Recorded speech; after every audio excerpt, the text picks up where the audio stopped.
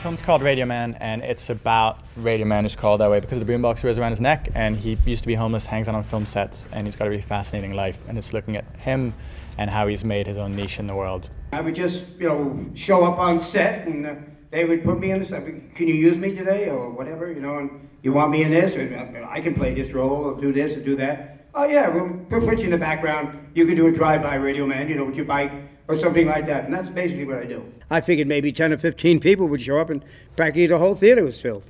And they just adored it. They loved it. G-Dog is a story about a charismatic visionary who happens to be a gang expert and a Jesuit priest. And it's a story of how he created the largest, most effective gang intervention and rehab program in the country and the world. It's a story of post-gang life. It's not about gangs. It's of the past, but it's really much of today and the future in terms of a new life, a new kind of new person.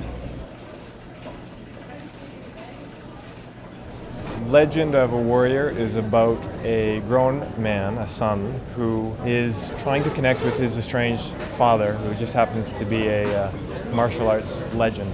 And he's trying to connect by immersing himself in the martial arts and having his father train him. The catalyst was my kids being born, my own kids, and wanting for them to know who he was. And if I can't tell them who he was, if I don't know who he is. Oh boy. He said, knock me out, make me cry for a few times. Even I'm watching, I had to,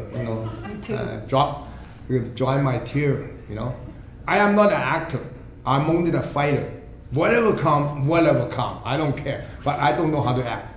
Whatever you see I'm crying is real. It's not actor.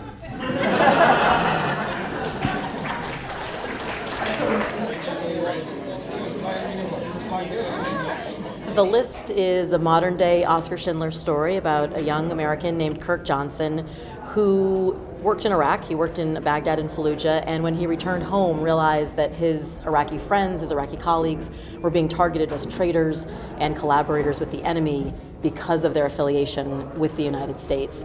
And so he made a list of people who needed to be saved, and one by one he's been working on their cases.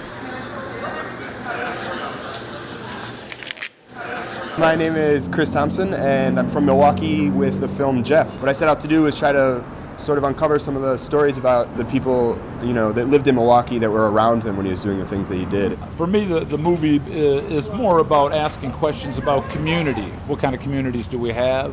How do we get there? I'm a Democrat, not a documentary maker. I think it's really important. I make things with the audience in mind as well as myself.